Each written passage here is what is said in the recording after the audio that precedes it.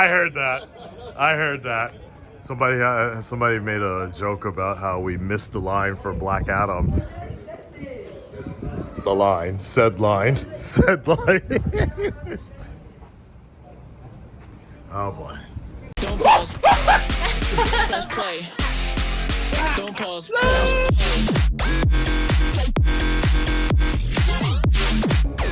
Here we go. There's no one on this planet that can stop me. I can call it. It's been a while since anyone's made the world this nervous. Oh. Oh. Woo. Yes. Hey. Fuck yes. Yes. That's the biggest reaction the whole movie had. Wow. I noticed. Wow. That suit, that hair. God damn it! I can't wait to watch it. Oh man. Seriously? Yeah. If only they didn't spoil it 2 weeks ago, but yes. What do you mean, the spoiler? No, literally The Rock, during the promotional tour, The Rock Mentioned it. he mentioned it like every time in every interview. Oh. All right, guys, we just left the theater here.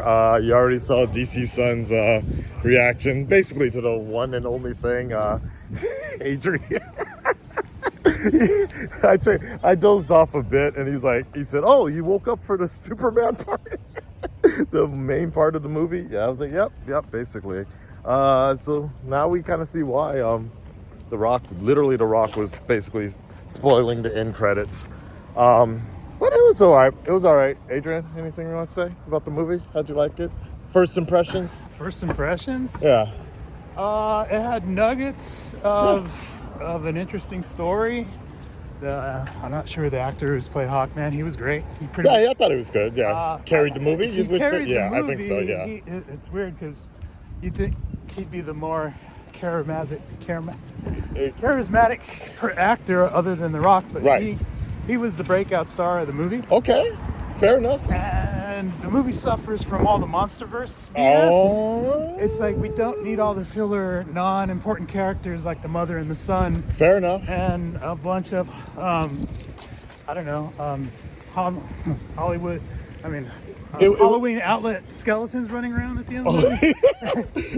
You know what? It did feel almost like a Universal film in some sense. Like, Oh, that's yeah. Warner Brothers now. Yeah. The monster. I'm talking about that Godzilla. No, I know what you're saying, but even then, that's kind of funny. Like, it's like, oh, it's kind of, are we watching a Mummy or something?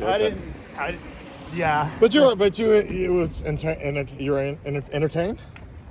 For $3, I was. Okay, yes. cool. Oh damn! Oh damn! DC Sun. DC Sun. Don't ask me.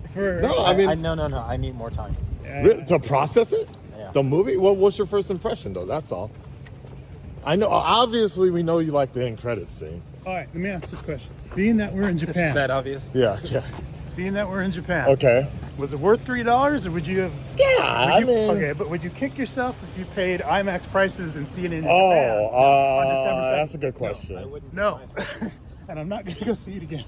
Yeah, I mean, but I think it was a happy medium between what people kind of expect with the old Snyderverse and the kind of the way Marvel movies are today. I think it was a happy medium because you're not going to get back to the doomy, gloomy side of DC, but I think it was a bit of a good course correction. Yeah, I will be seeing it in IMAX when it comes out here. of course. You will. First showing. Yeah. And that will be my official first time seeing it, Okay. as far as I'm concerned. Okay. I like the music. Yeah, no, it wasn't. It was entertainable. It was a bit of an algorithm, but I think it was everything you would expect from a rock movie. So, starring The Rock with music from the music selection was really good. Smashing Pumpkins. He really loves that Bullet in a Cage, Rat in a Cage song a lot. Rampage. Now this. I'll say. Yeah. I'll say without spoilers, the thing that he was mentioning. I mean, we just yeah. Movies in general, comic book movies in general, we're gonna run into somewhat of a small recycle system. It's gonna happen. For sure, exactly. But that's right here. Right here. Oh, we can wait for him to come out. So right there, then you don't get the extra noise. It's okay. I'm kind of good. Yeah. Anyways, you're gonna have somewhat of a recycle system. There are some things that someone's going to try to do better or differently, but it's going to remind us of something else because there's just been so much. Right. That said, Yeah, exactly. Yeah. there yeah. are yeah. some tropes that I think these films should try and stay away from as much as possible. Okay. So not necessarily talking about this movie, but in general, the third act disposable armies. As he mentioned, the big monster movie thing, and then also just oversaturation of cast members. Yeah. You know, you don't necessarily have to have 10 different people to get a good story. I agree. So that said, go see it. Let me know what you guys think about it. Honest Get your opinions shot. only. And Get your shot block. Yeah. All right, guys. Yeah. So as far as I'm concerned, I would say, yeah, it was entertainable. It wasn't as bad as I thought it was going to be. I feel it's accurate with the 55% though on Rotten Tomatoes, or 52%. I see why it's. The thing is, it's kind of like, if the majority of critics out there, even if they gave it like an average score, that's going to lower it. So I kind of get that. And again, you know, Thor: Love and Thunder has a high ranking from the critics, and that movie was, ugh.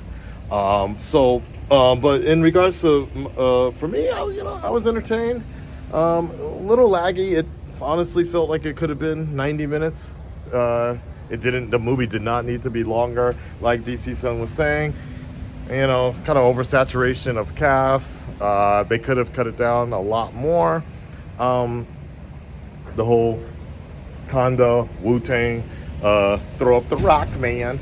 That was interesting, but yeah, corny at times, but you know, mildly entertaining. I probably wouldn't see it again, but it was interesting. Good enough, I guess. Good enough. The best DCEU movie.